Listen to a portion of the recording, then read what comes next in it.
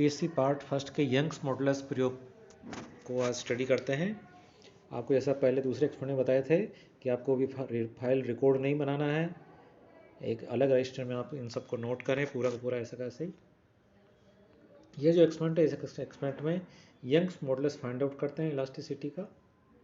जिस मटेरियल की रोड बनी होती है उस रोड के मटेरियल का Young's modulus Y find out होता है। रेक्टेंगुलर क्रॉस सेक्शन वाली वो रोड ली जाती है, यहाँ पर बेंडिंग और बीम मेथड यहाँ काम लेते हैं। ऑपरेटर्स आप इससे नोट कर लेंगे।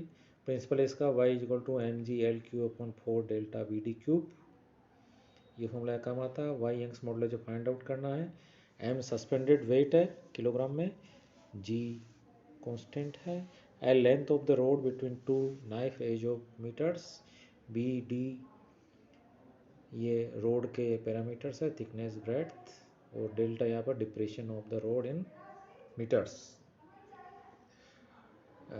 अब यहाँ जो ऑब्जर्वेशन टेबल है उसके लिए अपन यहाँ पर स्क्रू गेज भी काम लेते हैं, वर्नियर कैलिपर्स भी काम लेते हैं, स्पेरोमीटर भी काम लेते हैं। इन तीनों के लिस्ट काउंट ये लिखे हुए हैं यहाँ पर। ये इसका फिगर ऐसा होता है, यानी अपरेटस इस तरह का है, तो ये एज दिख रहे हैं बड़े बड़े, जिसके ऊपर एक रोड बेंड होके बता रखी है, बीच में वेट लगाया है जिसमें केजी लिखा हुआ है, और इसका इलेक्ट्रिकल सर्किट भी बार से इस प्रकार जोड़ा जाता है, ठीक है।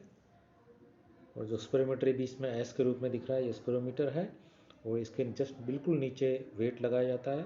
तो जो वेट लगाएंगे स्पेरोमीटर का जो टच है वो हट जाएगा, और जो मीटर लगा रखा बाहर की तरफ वो उसमें डिफ्लेक्शन नहीं आएगा। फिर स्पेरोमीटर को अपन नीचे खिसकाएंगे, नीचे खिसकाने पर वो जब टच होगा तो बाहर जो मीटर लग रहा है एमीटर उसमें रीडिंग आ जाएगी। वही रोक लेंगे, दोनों रीडिंग जो होगी उन दोनों का डिफरेंस निकालेंगे, वो डिप्रेशन आ जाएगा।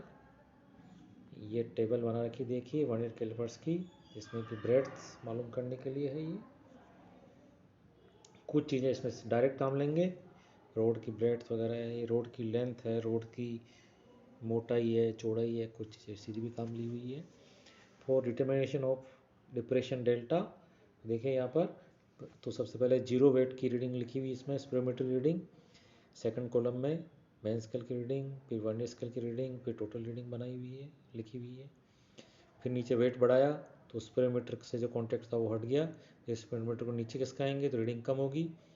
तो जब वापस डिफ्लेक्शन आएगा एमीटर में उस समय रीडिंग वापस लिखी हुई देखिए 0.952 तो 0.952। फिर वापस वेट बढ़ाया तो इस प्रकार से नीचे वाली रीडिंग आ जाएगी। बढ़ाते बढ़ाते ये 3 किलोग्राम तक ले गए। फिर 3 किलोग्राम से वेट को वापस कम करेंगे, तो कम करने की रीडिंग ये अगले चौथे पाँच छठे कॉलम में लिखी हुई उल्टी आएगी रीडिंग, पहले ऊपर से नीचे फिर नीचे से ऊपर आएगी वेट घटाते हुए। तो वेट घटाते हुए रीडिंग लिखेंगे, और फिर इन दोनों का एवरेज निकालेंगे y प्लस जेड अपोर्ट टू 2, और फिर 1 किलोग्राम के लिए इन डिप्रेशन का डिफरेंस निकाल रखा है, ठीक है।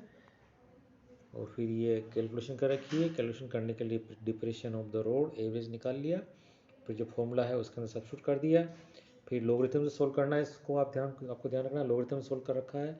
यदि आपको लोगरिथम समझ में नहीं आता तो कॉलेज में आके आप मिल सकते पूछ सकते हैं, टाइम लेके आइए। लोग लेके फिर एंटलोप ले रखा है, तो final value y equal to 11.69 10 newton पर मीटर स्क्वायर मिली। ये एक स्क्रू गेज की जो टेबल है वो बना रखी है। फिर यंग्स मॉडुलस का रिजल्ट लिखा हुआ है, सोर्स ऑफ एरर नहीं लिखनी है, इस फाइल में लिखी हुई है, प्रोपोर्शंस लिखना है।